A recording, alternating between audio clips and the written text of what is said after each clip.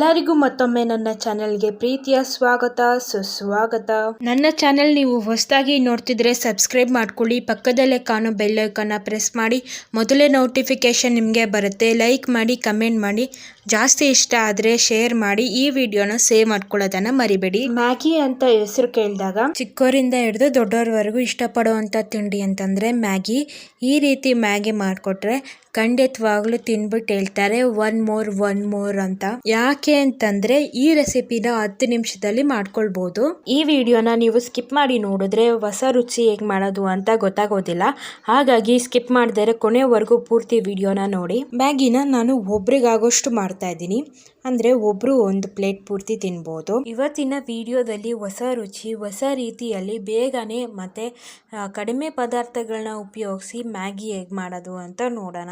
Garlic lemon coriander Maggi ಮಾಡೋದು ಹೇಗೆ ಅಂತ ನೋಡೋಣ. ಅದಕ್ಕೆ ಬೇಕಾಗಿರುವಂಥ ಪದಾರ್ಥಗಳು ಯಾವ್ದು ಅಂತ ನೋಡೋಣ. ಗಾರ್ಲಿಕ್ ಲೆಮನ್ ಕೊರಿಯಾಂಡರ್ ಮ್ಯಾಗಿ ಮಾಡೋದಕ್ಕೆ 2 ಮ್ಯಾಗಿ ತಗೊಂಡಿದ್ದೇನೆ. 2 ಚಮಚದಷ್ಟು ಸಣ್ಣದಾಗಿ ಕಟ್ ಮಾಡಿ ಇಟ್ಕೊಂಡಿರೋಂಥ ಹಸಿಮೆಣಸಿನಕಾಯಿ, 3 ಚಮಚದಷ್ಟು ಸಣ್ಣದಾಗಿ ಕಟ್ ಮಾಡಿ ಇಟ್ಕೊಂಡಿರೋಂಥ ಕೊತ್ತಂಬರಿ ಸೊಪ್ಪು. ಈ ಮ್ಯಾಗಿ ರೆಸಿಪಿಗೆ ಈ ಕೊತ್ತಂಬರಿ ಸೊಪ್ಪು ತುಂಬಾ ಚೆನ್ನಾಗಿರುತ್ತೆ, ಹಾಗಾಗಿ ನಾನು ಜಾಸ್ತಿ ತಗೊಂಡಿದ್ದೀನಿ. 2 ಚಮಚದಷ್ಟು ನಿಂಬೆಹಣ್ಣು ರಸ, ಮ್ಯಾಗಿ ಪ್ಯಾಕೆಟ್ ಅಲ್ಲಿ ಇರುವಂತ ಟೇಸ್ಟ್ ಮೇಕರ್ 2 ಪ್ಯಾಕೆಟ್ ಅಷ್ಟು ತಗೊಂಡಿದ್ದೀನಿ. 3 ಚಮಚದಷ್ಟು ಸಣ್ಣದಾಗಿ ಕಟ್ ಮಾಡಿ ಇಟ್ಕೊಂಡಿರುವಂತ ಬೆಳ್ಳುಳ್ಳಿನೂ ಕೂಡ ನಾನು ಜಾಸ್ತಿ ತಗೊಂಡಿದ್ದೀನಿ.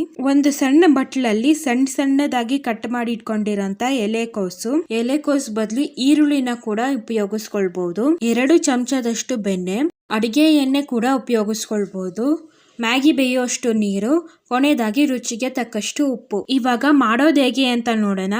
ಒಂದು ಪಾತ್ರೆಗೆ ನಾನು ನೀರನ್ನು ಹಾಕೊಳ್ತಾ ಇದ್ದೀನಿ, ಅಂದ್ರೆ ಮ್ಯಾಗಿ ಬೇಯೋಷ್ಟು ನೀರನ್ನು ಹಾಕೊಳ್ತಾ ಇದ್ದೀನಿ. ಸ್ವಲ್ಪ ಕಲ್ಲುಪ್ಪು, 1 ಚಮಚದಷ್ಟು ಅಡಿಗೆ ಎಣ್ಣೆ ಎಲ್ಲ ಒಂದ್ಸತಿ ಮಿಕ್ಸ್ ಮಾಡ್ಕೊಳ್ತಾ ಇದ್ದೀನಿ. ನೀರು ಬಿಸಿ ಆಗೋವರೆಗೂ ಕಾಯಬೇಕು. ಬಿಸಿ ಆದ್ಮೇಲೆ 2 ಭಾಗ ಮಾಡಿ ಹಾಕೊಳ್ತಾ ಇದ್ದೀನಿ ಮ್ಯಾಗಿನ.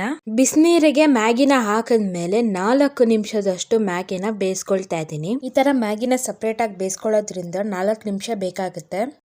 ಒಂದು ವಿಷಯನ ನೆನಪಲ್ಲಿ ಇಟ್ಕೊಳ್ಬೇಕಾಗಿರೋದು ಏನು ಅಂತಂದರೆ, ಮ್ಯಾಗಿನ ಜಾಸ್ತಿ ಬೇಯಿಸಬಾರ್ದು.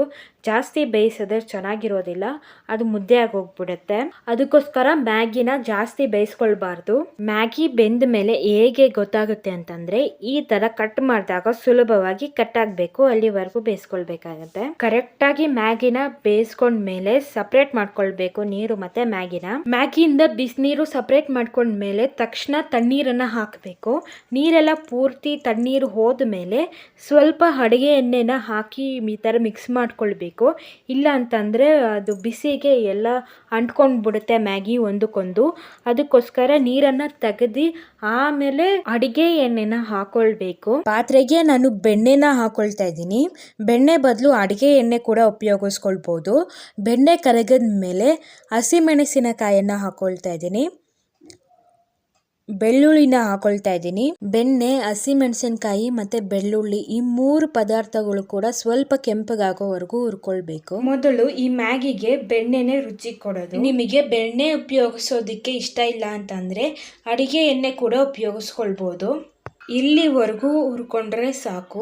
ಎಲೆಕೋಸನ್ನ ಹಾಕೊಳ್ತಾ ಇದ್ದೀನಿ. ಎಲೆಕೋಸು ಕೂಡ ಬೇಯೋವರೆಗೂ ಹುರ್ಕೊಳ್ಬೇಕು. ಎಲೆಕೋಸು ಬದಲು ಬೇರೆ ತರಕಾರಿ ಕೂಡ ಉಪಯೋಗಿಸ್ಕೊಳ್ಬಹುದು. ಬರೀ ಎಲೆಕೋಸು ಉಪಯೋಗಿಸೋದ್ರಿಂದ ಅದೇ ಫ್ಲೇವರ್ ಅನ್ನ ಜಾಸ್ತಿ ಕೊಡುತ್ತೆ.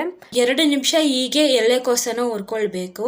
2 ನಿಮಿಷ ಆದ್ಮೇಲೆ ಉಪ್ಪನ್ನ ಹಾಕಿ ಫ್ರೈ ಮಾಡ್ಕೊಳ್ಬೇಕು. ಈ ಮ್ಯಾಗಿ ರೆಸಿಪಿಗೆ ಹಸಿಮೆಣಸಿನಕಾಯಿ ಖಾರ ಇದ್ರಂತೂ ತಿನ್ನೋದಕ್ಕೆ ತುಂಬಾನೇ ರುಚಿಯಾಗಿರುತ್ತೆ. ಮ್ಯಾಗಿ ಟೇಸ್ಟ್ ಮೇಕರ್ ಪುಡಿನ ಹಾಕೊಳ್ತಾ ಇದ್ದೀನಿ, ಮತ್ತು ಕೊತ್ತಂಬರಿ ಸೊಪ್ಪನ್ನು ಹಾಕೊಳ್ತಾ ಇದ್ದೀನಿ. ಮ್ಯಾಗಿ ಪುಡಿ ಮತ್ತು ಕೊತ್ತಂಬರಿ ಸೊಪ್ಪು ಹಾಕಿದ್ಮೇಲೆ ಜಾಸ್ತಿ ಹುರ್ಕೊಳ್ಬಾರ್ದು. 1 ನಿಮಿಷ ಕಾಲ ಹುರ್ಕೊಂಡ್ರೆ ಸಾಕು, ಇಲ್ಲ ಅಂತಂದರೆ ಸೀದೋಗುತ್ತೆ. ಮಸಾಲೆನ ಇಷ್ಟುವರೆಗೆ ಹುರ್ಕೊಂಡ್ರೆ ಸಾಕು. ಸಪ್ರೇಟ್ ಆಗಿ ಬೇಯಿಸಿ ಇಟ್ಕೊಂಡಿರೋ ಅಂತ ಮ್ಯಾಗಿನ ಹಾಕೊಳ್ತಾ ಇದ್ದೀನಿ. ಆವಾಗಲೇ ಒಂದು ಸತಿ ಉಪ್ಪನ್ನ ಹಾಕಿದ್ದೆ, ಇವಾಗ ನೋಡ್ಕೊಂಡು ಹಾಕೊಳ್ಬೇಕಾಗತ್ತೆ ಉಪ್ಪನ್ನ. ಮ್ಯಾಗಿ ಹಾಕಿದ್ಮೇಲೆ ಮಸಾಲ ಮ್ಯಾಗಿಗೆ ಹಿಡಿಯೋವರೆಗೂ ಮಿಕ್ಸ್ ಮಾಡ್ಕೊಳ್ಬೇಕು. ಮಸಾಲೆಗೆ ಉಪ್ಪನ್ನ ಹಾಕಿದ್ನಲ್ಲ, ನನಗೆ ಅದೇ ಸಾಕಾಯ್ತು ಉಪ್ಪು. ನಾನು ಎಕ್ಸ್ಟ್ರಾ ಹಾಕೊಳ್ತಾ ಇಲ್ಲ. ನಿಮಗೆ ಟೇಸ್ಟ್ ನೋಡಿ, ನಿಮಗೆ ಇನ್ನು ಬೇಕು ಅಂತ ಅನ್ನಿಸ್ದಾಗ ಉಪ್ಪನ್ನ ಹಾಕೊಳ್ಬಹುದು. ಮಸಾಲೆ ಎಲ್ಲ ಮ್ಯಾಗಿಗೆ ಹಿಡಿದ ಮೇಲೆ ನಿಂಬೆಹಣ್ಣು ರಸನ ಹಾಕೊಂಡು ಮಿಕ್ಸ್ ಮಾಡ್ಕೊಳ್ತಾ ಇದ್ದೀನಿ. ಮ್ಯಾಗಿ ಮತ್ತು ಮಸಾಲ ಎಲ್ಲ ಮಿಕ್ಸ್ ಮಾಡಿದ್ಮೇಲೆ 1 ನಿಮಿಷದ ಕಾಲ ನಾನು ಮುಚ್ಚಿಡ್ತಾ ಇದ್ದೀನಿ ಬಿಸಿ ಆಗೋದಕ್ಕೆ. 1 ನಿಮಿಷ ಆದಮೇಲೆ ಗ್ಯಾಸನ್ನು ಆಫ್ ಮಾಡಿ ಪ್ಲೇಟಿಗೆ ಸರ್ವ್ ಮಾಡಿದ್ರೆ ಗಾರ್ಲಿಕ್ ಲೆಮನ್ ಕೊರಿಯಾಂಡರ್ ಮ್ಯಾಗಿ ಸವಿಯಲು ಸಿದ್ಧವಾಗುತ್ತೆ. ನಿಮ್ಮ ಅನಿಸಿಕೆ, ಅಭಿಪ್ರಾಯ, ಟೀಕೆ, ಪ್ರೀತಿ ಮಾತು ಏನೇ ಇದ್ರೂ ಕೂಡ ಕಮೆಂಟ್ ಸೆಕ್ಷನ್ ಅಲ್ಲಿ ತಿಳಿಸೋದನ್ನ ಮರಿಬೇಡಿ. Facebook, Instagram, Twitter, WhatsApp channel, Telegram channel, thread, Reddit ಇದೆಲ್ಲ ಲಿಂಕ್ಸ್ ಅನ್ನ ನಾನು ಡಿಸ್ಕ್ರಿಪ್ಷನ್ ಅಲ್ಲಿ ಕೊಟ್ಟಿರ್ತೀನಿ. ಅಲ್ಲಿ ಕೂಡ ಫಾಲೋ ಮಾಡೋದನ್ನ ಮರಿಬೇಡಿ. ವಿಡಿಯೋ ನೋಡಿದ್ದಕ್ಕಾಗಿ ಧನ್ಯವಾದಗಳು.